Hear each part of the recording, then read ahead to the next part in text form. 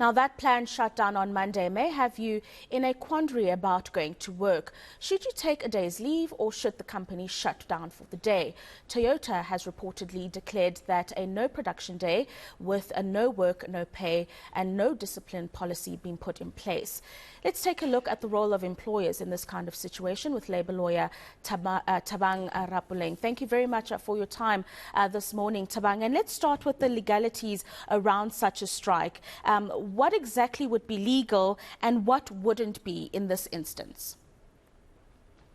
Good morning and thank you for having me. So in a nutshell, any conduct that seeks to violate anyone else's right or that seeks to promote violence, that will be illegal. But any conduct that will be orderly, taking into account obviously the steps that have been taken by the economic freedom fighters in preparing for the protest and SAF to having also secured the right to protest in terms of Section 77 of the Labour Relations Act. So provided that all the parties conduct themselves in line with the laws of the country, that will be legal. But any conduct that seeks to violate anyone else's right, that will be illegal in a nutshell. Now, what considerations or what the employer have to take here when it comes to issues around safety, but also the broader implications for the employer in a situation of this nature? Thank you. Well, the starting point will be for an employer to have conducted a risk assessment of its own labor force, because depending on the size of your work, of your labor force, where it's situated, the workplace is situated, depending on the nature of the workers that you have in your labor force, then the risk might differ. So one will expect that they have conducted a risk assessment to ascertain the exposure to risk for their particular employees. And one will also have expected that they will have considered whether or not will it be practical or even safe for their employees to commute to work and back to home.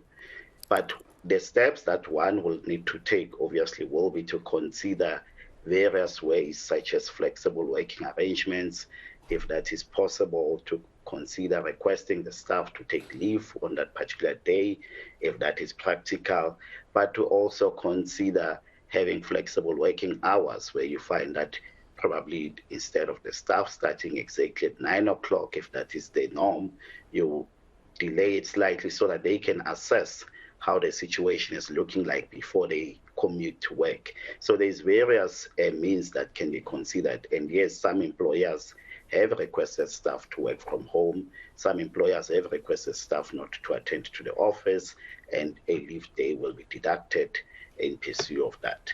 So those are some of the options that are available for employers, and one will have expected that employers will have considered those options by now.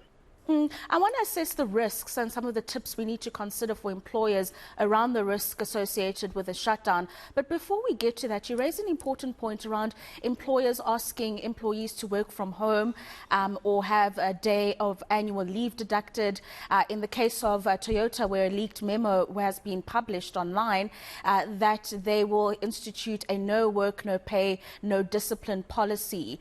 What if the employee says, but I don't want an annual day deducted, or I should have the decision that I want to work because I can't afford not to have a day of no work, no pay rather. How do we then navigate that instant?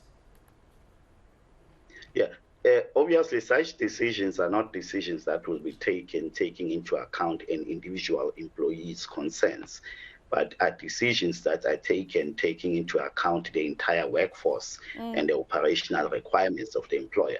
And the employer is within its rights to take such decisions. One will recall, for example, when most companies are heading towards the festive season, the break, the Christmas break, most companies will institute a shutdown and force employees to be on leave during those days, and they are entirely within their rights to do so. So it's a decision that needs to be taken considering the workforce as a whole, not individual employees. And yes, I do accept that there will be individual employees that will feel that, no, but I did not want to partake in this. I wanted to be at work. I wanted to work. I wanted to save my leave day for something else. But at the end of the day, the prevailing circumstances, operational requirements, and the safety of a workforce as a whole, that should stand. And then, so with that, what are some of the tips that employers would be cognizant of when considering the different risks that would present themselves in a situation of a national shutdown, as we are anticipating to see on Monday? Well, one will be, where are you situated in terms of location? If your plant is situated along the route of the protest or the march, then that's a risk that you need to consider. The second one will be looking at the size of your workforce and how many of your workforce depends on public transportation, because as much as Santaco issued a statement saying no, it will be business as usual, I think we can anticipate that it's not going to be business as usual. Employees will be affected commuting to work or even commuting back to from work to home. Then you need to also consider those elements in terms of how much of your workforce depends on public transportation. Thirdly, you need to consider how militant has your workforce been throughout the years. For example, if it's an environment where it's highly charged, where when employees go on a strike, it tends to get out of hand, then that's a risk factor that you should consider, as opposed to someone who works in an office-based environment where you find that there's probably 20 people working there. So the rest there will slightly differ. So those are some of the examples that employers will have to consider in assessing their risk. And overall, it will also be the exposure of their assets. For example, if I run a delivery service, a courier service, that will entail I've got bakkies that are out there carrying goods that should be couriered elsewhere. That's an exposure to risk that you want to assess, notwithstanding that the economic freedom fighters is on record saying they do not promote violence and the strike will be peaceful and so on. But they've also said that they believe that there are elements that have been planted to disrupt the strike, to initiate acts of violence and so on. So employers will need to take that into consideration as well. Another thing, as a final thought from you, is that you have mentioned in your thought leadership piece that it's not a coincidence that it takes place a day before the public holiday, Human Rights Day. And so employers need to consider here that the work week will be significantly shorter.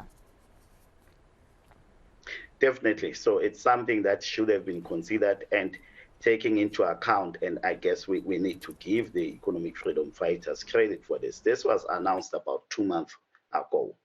So taking into account that it's announced 2 months ago, it's on a Monday that is before a public holiday, employers will have anticipated that it will be a shorter working week. And some employers indeed have put measures in place where the week preceding, employees were working overtime in order to make up for the day that they will lose.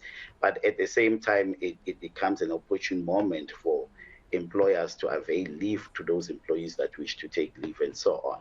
So it's indeed not a coincidence that it is staged to take place on a Monday before a public holiday, because that ordinarily will have had an impact on the number of employees that will have commuted to work or attended to work on that particular day. So it's something that I guess gives employers some flexibility to work with. Thank you very much for those insights, Thabang Rapuleng, joining us from Cliff Dicker-Hofmeyer.